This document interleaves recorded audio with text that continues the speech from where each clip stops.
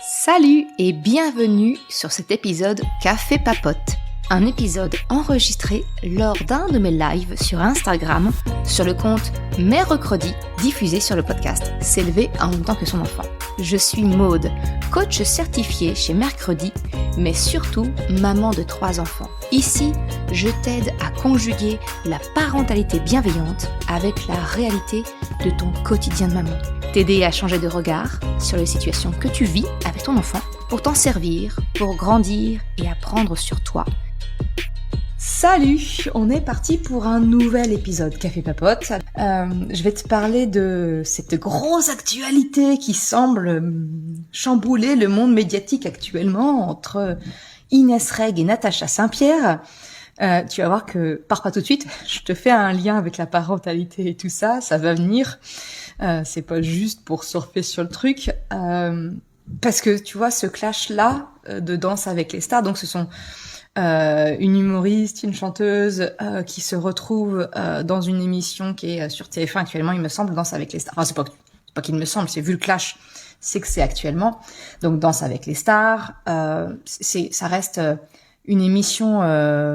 Les artistes sont quand même sous pression parce que ce sont pas des danseurs professionnels, ils ont très peu de temps pour proposer quand même un programme de qualité. Et moi qui ne suis absolument pas cette émission, qui ne regarde pas d'ailleurs la télé, j'ai envie de dire, ce torrent médiatique, juridique entre les deux personnalités est arrivé jusqu'à moi, donc c'est pour te dire que ça fait du bruit. Et en fait, je t'en parle aujourd'hui parce que je vois un lien net avec ce que je te partage sur ce compte, ce que je te partage sur le podcast, et puis surtout sur ce qui m'intéresse le plus, à savoir les émotions. En fait, je me rends compte que déjà d'une, Inès Reg d'un côté, Natacha Saint-Pierre de l'autre, je sais pas si t'as remarqué, mais les gens se positionnent, les gens donnent leur avis. Alors, tu vas peut-être être déçu, je ne vais pas te dire que je suis pro Inès ou pro Natacha. Je m'en fiche comme de ma première culotte. C'est vraiment, j'en ai rien à faire. Mais ça me passionne de voir ce que ça génère chez les gens, l'intérêt, tous les journaux people qui s'y mettent, tout le monde en parle de partout. Et tout le monde donne son avis. Tout le monde se positionne dans un camp ou dans l'autre en opposition, tu vois, toujours, alors que les deux personnes qui savent, alors ils sont 4 en l'occurrence, les personnes qui savent ce qui s'est passé, c'est Natacha Saint-Pierre et Inès Reg, leurs danseurs, potentiellement les caméramans ou autres, les personnes qui peuvent être autour, qui gravitaient autour, mais les deux personnes qui sont impliquées, qui sont concernées par le conflit, parce qu'aujourd'hui c'est un conflit, clairement, ce sont elles seulement. Et t'as vu comment les gens peuvent juger des a priori, des trucs. Alors on va d'un côté, Inès Reg va jouer la carte, il n'y a aucun jugement de valeur de ma part, hein, mais dire mais oui, mais ta façon de me parler, les sous-entendus, ta main courante, c'est la peur parce que je suis d'une origine différente, c'est du racisme. D'un autre côté, Natacha Saint-Pierre va jouer la carte de... Elle véhicule l'image d'une personne très douce, très calme, mais tout aussi... Son image étant tout aussi lisse et douce que possible. Natacha n'en reste pas moins humaine. Il est tout à fait possible qu'elle explose de colère également. Donc moi déjà, ça me fascine de voir à quel point on peut, nous, simples petits mortels derrière nos écrans, eh bien nous positionner sur « je suis de tel camp » ou de tel camp. Alors que les seules personnes impliquées, il y a qu'elles en fait qui peuvent savoir vraiment ce qui s'est passé. Et ce que ça me fait dire, finalement, tu vois que tout ce raffut, j'ai envie de dire, tout ce raffut qui est arrivé jusqu'à moi, alors que je ne suis pas du tout cette émission, je ne suis pas ces artistes spécialement, ça arrive jusqu'à moi. Pour moi, ça démontre juste le fait qu'on soit une célébrité ou une simple maman, j'ai envie de te dire, comme moi, comme toi peut-être, une simple personne lambda, ça démontre juste qu'on ne sait pas vivre nos émotions d'une manière constructive. Ça prend des proportions ça contamine. Tu vois là, un peu la quantité de personnes contaminées par ce clash entre Inès Reg et Natacha Saint-Pierre. Tu vois un petit peu les proportions que ça prend. Alors, pour moi, voilà, ça veut vraiment dire que ces deux protagonistes-là, en tout cas, elles ne savent pas vivre leurs émotions. Elles ne savent pas les exprimer correctement. Elles ne savent pas exprimer quels sont leurs besoins, quelles sont leurs valeurs, d'une manière constructive pour que ça se fasse dans une communication, oui, constructive, clairement constructive. Alors qu'on soit bien ok, Danse avec les stars, TF1, c'est un programme qui a pour vocation de susciter des émotions. Les émotions, c'est ça qui fait que ça va avoir un intérêt pour nous d'allumer la télé et de regarder l'émission. Le but, il me semble, normalement d'une émission comme celle-ci, c'est d'avoir des émotions d'admiration, ça fait plaisir, c'est de l'art, tu vois. Là, finalement, je sais même pas, je n'ai pas vu Inès Reg danser, je n'ai pas vu Natacha Saint-Pierre danser, je ne sais même pas. C'est juste le clash qui est arrivé jusqu'à mes oreilles. Donc on va utiliser les émotions comme source de divertissement et qu'elles soient bonnes ou qu'elles soient pas bonnes, tu vois, finalement. Et ça, je vois pas trop l'intérêt, mais le pourquoi. Je te fais ce café papote aujourd'hui sur ce sujet, c'est que finalement, pourquoi est-ce qu'on parle autant de ce clash entre Inès Reg et Natacha Saint-Pierre? Pourquoi est-ce que ça nous touche autant? Eh bien là, c'est là où j'arrive à te faire le parallèle avec ta parentalité. C'est que, en fait, c'est une histoire d'attention. Ton enfant, quand il rentre et qu'il veut que tu joues avec lui, il veut te montrer son dessin, il veut quelque chose, il veut attirer ton attention. Toi, comme moi, t'es sans doute pris dans ton quotidien, t'es pris dans ton truc, t'as pas le temps, il y a beaucoup de choses à faire ou autre. Oui, attends, et on va temporiser, et on va pas donner l'attention que demande notre enfant. Et ça, je t'en ai déjà parlé dans justement un autre épisode où je te parle de l'attention positive et négative. Ton enfant, n'ayant pas réussi à obtenir ton attention, va l'obtenir d'une manière sûre et certaine, par de l'attention négative.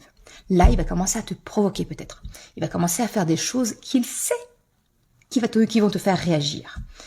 Et là, naturellement, tu vas porter ton attention vers lui, pas de la bonne façon. C'est de l'attention négative, on est bien d'accord, mais tu portes de l'attention. Eh bien, ce qui se passe avec ce petit clash-là, c'est exactement la même chose. C'est pour ça que le groupe TF1, que Danse avec les stars, que les stars peut-être même elles-mêmes ne vont pas vouloir éteindre l'incendie parce que ça apporte de l'attention du public. J'en suis la preuve vivante. Je ne suis pas ces artistes, je ne suis pas ce programme. Et pourtant, j'en ai entendu parler suffisamment pour que je vienne aujourd'hui t'en parler et l'utiliser dans ce café papote. Donc tu vois un petit peu le pouvoir finalement de l'attention, entre l'attention négative et l'attention positive. Clairement, dans le monde de la célébrité, c'est ce qu'on appelle les bad buzz. C'est pour ça que certaines célébrités sont OK avec le bad buzz, parce que bon ou mauvais, c'est du buzz. On parle d'elle. On vient parler d'elle. Donc ça, forcément, ça porte de l'attention. Même si elle n'est pas positive, ça apporte de l'attention. Donc, si peut-être t'as déjà écouté mon épisode sur l'attention positive et négative et tu t'es dit « Ouais, mais ce sont les enfants ». Non, nous aussi, adultes, c'est une stratégie tout à fait inconsciente de notre part. Mais notre cerveau, il est branché, il est câblé pour rechercher l'attention. Si elle n'est pas positive, tant pis, on va aller chercher la négative. Et je pense sincèrement que c'est un bon exemple, ce clash qu'il y a entre Inès Reg et Natacha Saint-Pierre. C'est vraiment le bon exemple pour te montrer que je pense pas qu'elles le font sciemment, mais pour autant, on parle d'elles. Elles font partie de l'actualité, donc ça vient nourrir, tu vois, un petit quelque chose derrière, quoi. Attends, je m'étais noté je me suis quand même fait 2-3 petits points parce que cette histoire-là, ça part tellement dans tous les sens que voilà, je m'étais noté quelques 2-3 petits trucs. Ouais, voilà, donc ça fait la promotion de tout ça. N'hésite pas, hein, si ça te fait réagir, s'il y a des questions ou autres. Encore une fois, le live Café Papote, c'est pas juste moi qui papote. Le but, c'est vraiment qu'on ait un échange. Donc, bon, quand t'es sur podcast, c'est sur le podcast, on peut échanger après de manière indirecte. Mais si tu me rejoins en live le vendredi, quand je fais mon Café Papote, ce sera avec grand, grand plaisir. Donc vraiment, n'hésite pas. Ça me laisse le temps comme ça, moi aussi, de reprendre mes petites notes, de voir ce que je voulais te partager sur ce petit clash.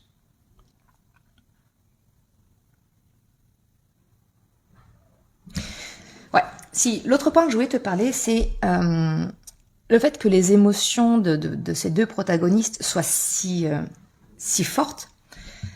Pour moi, ça vient bien illustrer cette notion, tu sais, que nos émotions, finalement, c'est une espèce d'écho de quelque chose qu'on a déjà connu par le passé, notamment des blessures qu'on a à l'enfance, parce que enfant, on n'est pas armé pour se protéger, pour répondre, pour savoir analyser les situations. Donc, les situations vont venir nous marquer beaucoup plus en profondeur au moment de notre enfance. Et tout ce qu'on revit, tout ce qu'on vit en grandissant, adulte ou autre, ça vient en fait faire écho à cette espèce de séisme intérieur qu'on a eu par le passé, qui est venu nous ébranler un petit peu, tu vois, comme ça. Et c'est rigolo parce que on perçoit ça. Tu vois, Inès Reg dans sa défense en disant mais c'est du racisme, Natacha, de sous-entendre qu'on va venir te casser les jambes, les machins et tout un toit. C'est sans doute une blessure qu'elle a déjà eue et ça vient juste être ravivé. Ce qui fait que au moment où par exemple je prends Inès Reg parce que parce que j'ai vu une de ses vidéos, elles en ont fait trop nombreuses, donc j'ai pas tout regardé et puis ça m'intéresse pas. Mais il y en a une qui m'a particulièrement, celle que j'ai vue Inès Reg m'a particulièrement marquée parce que justement ça démontre bien pour moi qu'elle a une blessure intérieure qui est venue être ravivée par une parole de Natacha et qui vient exacerber. Alors peut-être que Natacha c'était pas la façon de le dire, je ne sais pas, c'était peut-être pas la bonne façon ou c'était vraiment c'était vraiment volontairement méchant. Encore une fois, j'étais pas là. Il y a que elles deux qui connaissent la vérité. Mais ce que je veux dire, c'est que c'est venu raviver un truc en elle. Et ce qui fait qu'en plus de vivre la situation présente, Inès, elle s'est fait aussi déborder par l'émotion passée qui vient amplifier le truc. Et ça, on a toutes et tous ça. Ça, c'est vraiment quelque chose qui, pour moi, est important à apprendre à démêler.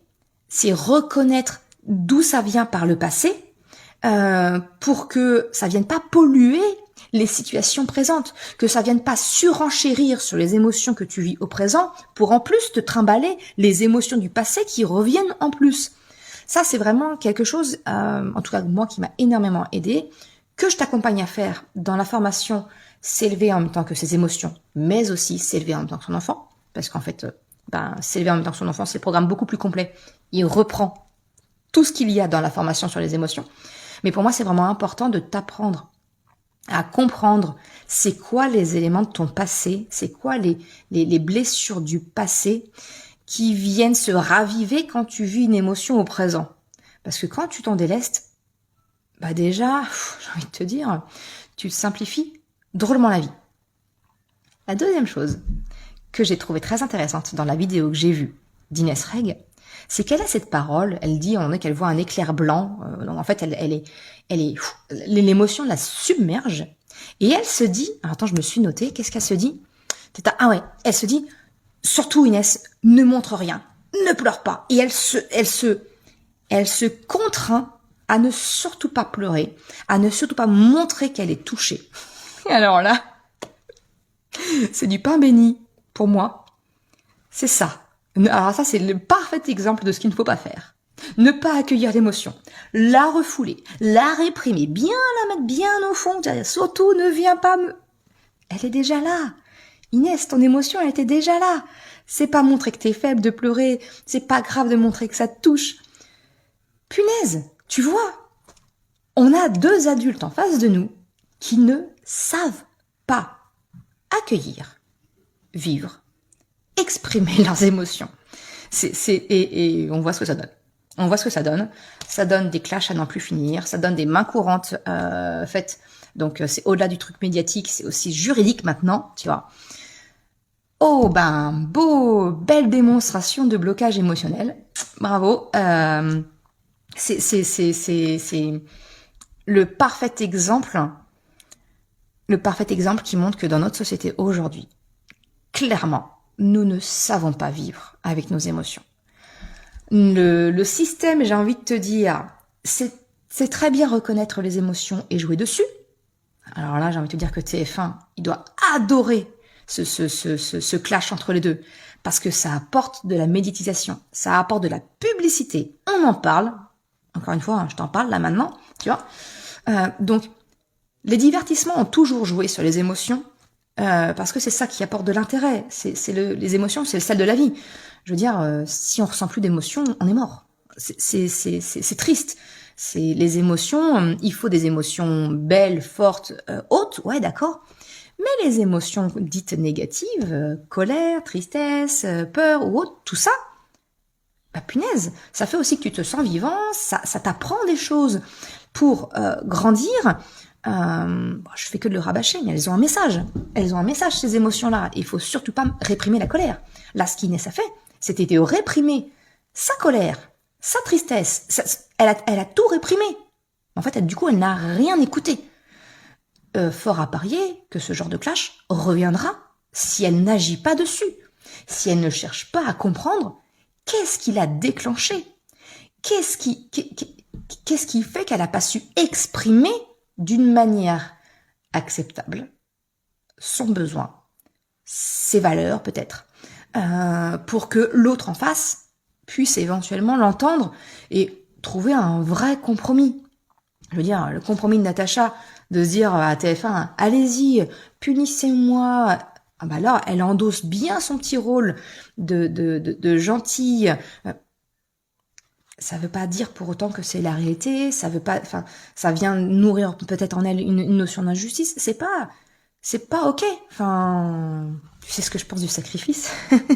C'est jamais bénéfique, ni pour l'un ni pour l'autre.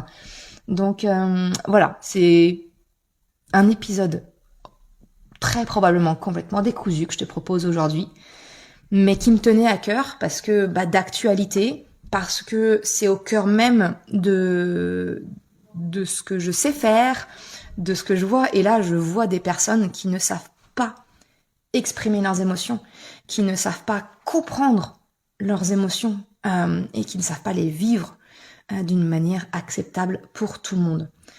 Donc ouais, je me dis qu'il y a encore pas mal de boulot. Tant mieux pour moi, quelque part, j'ai envie de te dire. Mais finalement, ce que je veux aussi à travers ça, c'est de te montrer que peut-être qu'adulte, tu te dis, tu es parent et tu vas apprendre à ton enfant à mieux vivre ses colères, à mieux vivre sa tristesse. Mais vraiment, pose-toi la question. Est-ce que tu sais vraiment vivre tes émotions d'une manière qui t'est profitable, d'une manière qui te permette de grandir et de la manière dont tu aimerais que ton enfant le fasse lui aussi. J'ai envie de te dire, voilà, pour le mot de la fin, c'est de ce que je vois, comment 2 célébrités ne savent pas le faire. Pour moi, si tu veux, elles sont juste le miroir d'une société qui ne sait absolument pas le faire. Ça, moi, c'est quelque chose que j'ai appris avec le temps. Parce que ça m'a intéressée, parce qu'il y a un moment donné, j'en ai eu marre de vivre sans arrêt les mêmes émotions, les mêmes disputes avec mon conjoint, voilà. Il y a un moment donné, j'ai franchi un cap et j'ai voulu aller plus loin. Et les émotions, ça m'a passionnée. C'est pour ça que j'en ai fait mon métier et même ma spécialité. C'est vraiment ça. C'est une compétence, vraiment, que j'ai appris, que je continue de développer, parce que c'est l'histoire d'une vie. C'est l'histoire d'une vie, bien entendu. Mais qui me permet aujourd'hui de me sentir bien mieux dans mes baskets. Je ne vis plus des disputes récurrentes en permanence sur les mêmes sujets. Je suis sûre. Pose-toi la question. Est-ce que la dernière dispute que tu as eue avec ton conjoint ou ta conjointe, un collègue, ton enfant ou autre, est-ce que c'est un sujet que vous avez déjà abordé? Est-ce que c'est quelque chose que tu as déjà vécu? Je vais pas mettre ma main à couper,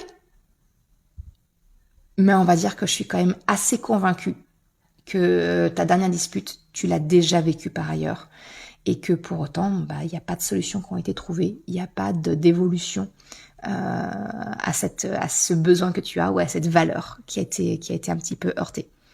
Donc, si tu veux, j'ai envie de te dire, si tu veux passer à la vitesse supérieure, je serais ravie de t'y aider. Si tu as des questions, parce que tu hésites, tu sais pas vraiment qu'est-ce que vraiment ça pourrait t'apporter.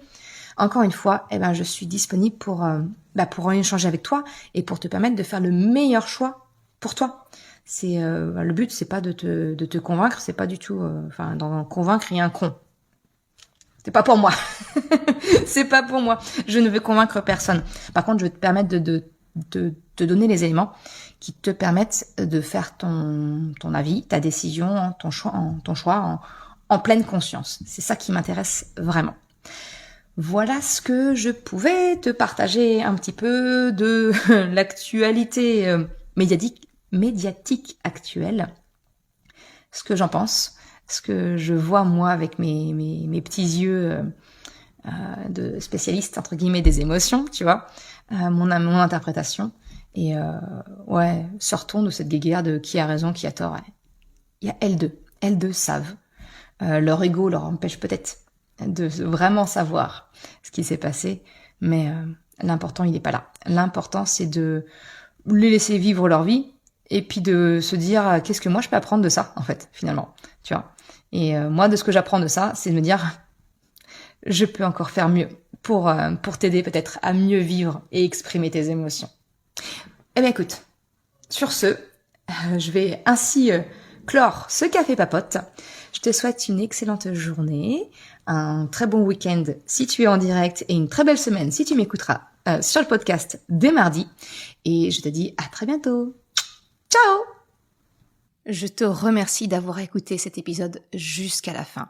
Si tu souhaites soutenir le podcast pour m'encourager à continuer à créer des épisodes, eh bien, tu peux le faire sur le site mercredi.com/soutien en me faisant un don libre. Une autre façon de m'encourager et qui est vraiment très efficace, eh bien, c'est d'en parler tout simplement autour de toi, de partager le podcast, le site. Et si le cœur t'en dit, eh bien, c'est également de me laisser un commentaire ou une note sur Apple Podcast, Spotify, quelle que soit la plateforme, si elle te le permet. Ça m'aide vraiment à faire connaître le podcast, à diffuser ce message qu'une autre façon de la parentalité est possible. Un grand merci à celles et ceux qui prennent le temps de le faire, mais également ceux qui m'envoient des messages privés. Ça me fait toujours très chaud au cœur. Je te souhaite une excellente journée, après-midi, soirée, quel que soit le moment où tu écoutes, et je te dis à très bientôt pour un nouvel épisode. Ciao!